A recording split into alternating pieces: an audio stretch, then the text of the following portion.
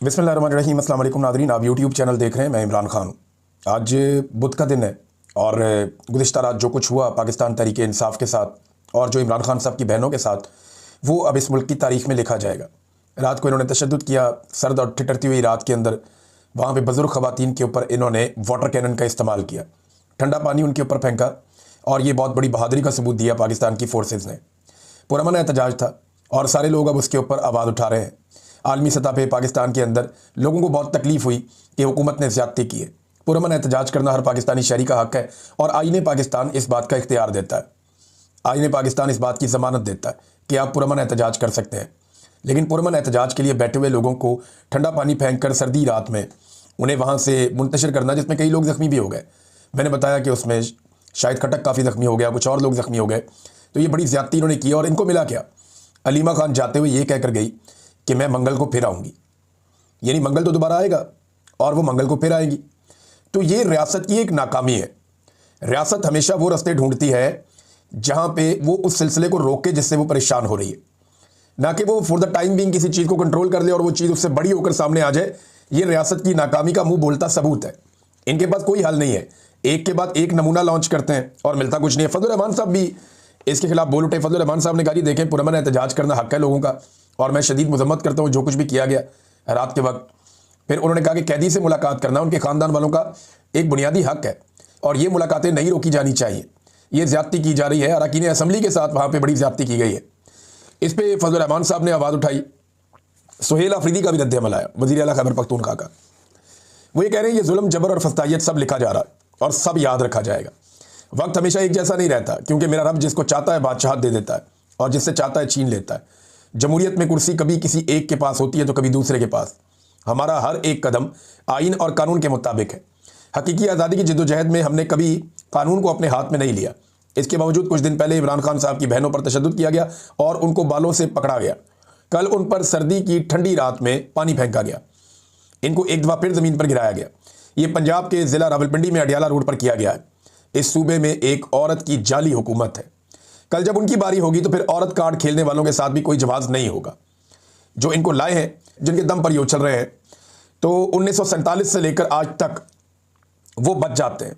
लेकिन पहली दफ़ा एक सियासी हुकूमत जो कि जाली है, 3.5 साल से मुसलसल जबर के तमाम रिकॉर्ड तोड़ रही है।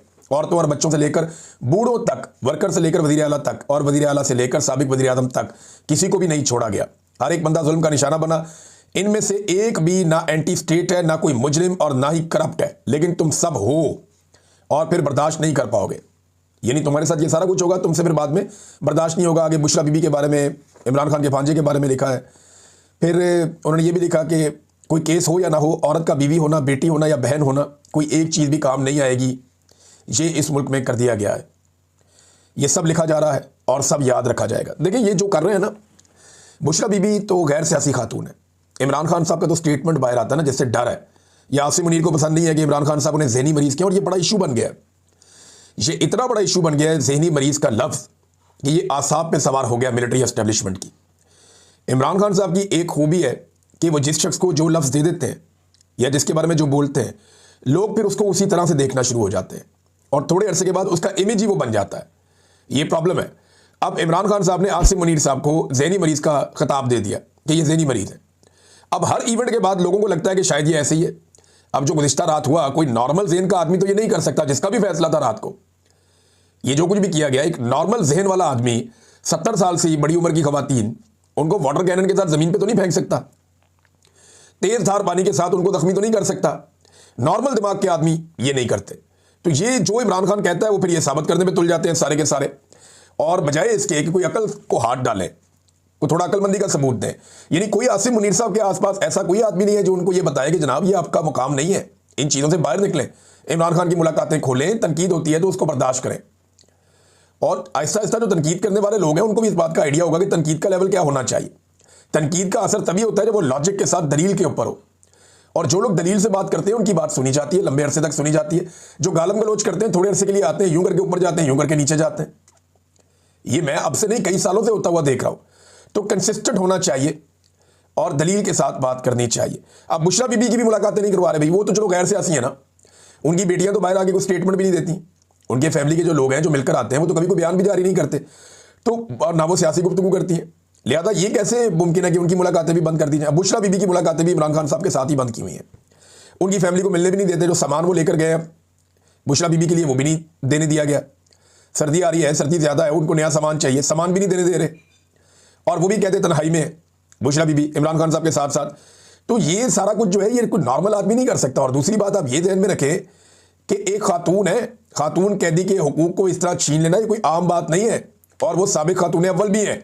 चले इमरान खान से इशू है कि इनके ट्विटर के ऊपर स्टेटमेंट जारी हो जाता है, तो बुशरा बीबी का तो ट्विटर का अकाउंट भी नहीं है जिसके ऊपर वो स्टेटमेंट जारी कर दे, और कभी कुछ ऐसा हुआ भी नहीं। अब नादरीन मैं आपके सामने एक मुवाजना रखता हूं, क्योंकि 10 दिसंबर है, आज इंसानी हकूक का दिन है।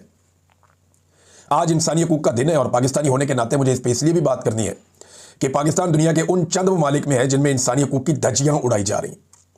पाकिस्तान में एक ही वक्त में म्यांमार का मॉडल भी है, उसी वक्त में इसराइल और फ़लस्तीन वाला मॉडल भी है, उसी वक्त में शुमाली कोरिया वाला मॉडल भी है। यानी दुनिया के जिस खित्ते में जो जुल्म और बर्बरियत हो रही है उसका एक हिस्सा पाकिस्तान में मौजूद है।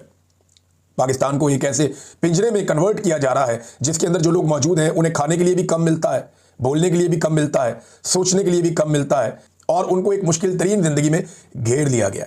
जो इस पिंजरे से बाहर निकलना चाहता है उसको एयरपोर्ट पर रोक लिया जाता है और जहाज़ों से उतार दिया जाता है। हत्ता कि दुनिया के कई ममालिक को पाकिस्तान ये रिक्वेस्ट कर चुका है कि आप हमारे शहरियों को खुशामदीद ना कहें, या हमारे लोगों को आप वीज़ाज ना दें। मैं कहता था ना ब्रेन ड्रेन हो रहा है, ये मानते नहीं थे। अब ये खुद ही लोगों को, मुल्कों को दरखास्त करें, बजाय इसके कि आप दूसरे मुल्कों की जाके मिन्नतें करें। आप पाकिस्तान के हालात को बेहतर करें ताकि लोगों को एतबार आए।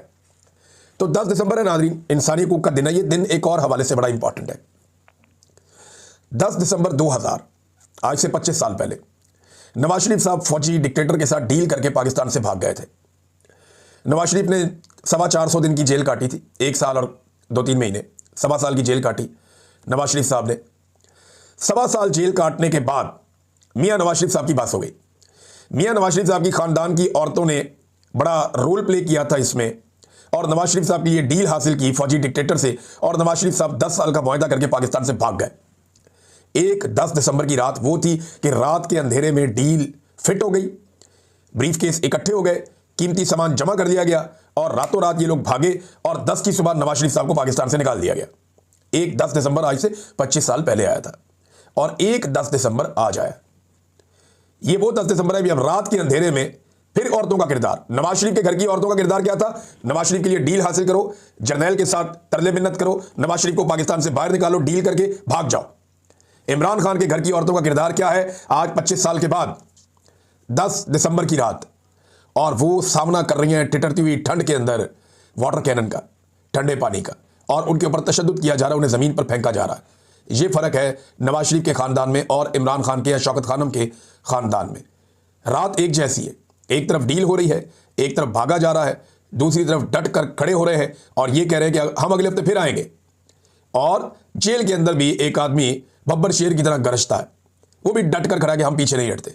ये फ़र्क है नवाज शरीफ में और इमरान खान में, और यही फ़र्क इस वक्त मिलिट्री एस्टेब्लिशमेंट को अंदर से खाया जा रहा है, नून लीग को अंदर से खाया जा रहा है कि 860 दिन होने वाले, एक आदमी जेल के अंदर 2.25 साल से बंद है और वो टूट ही नहीं रहा।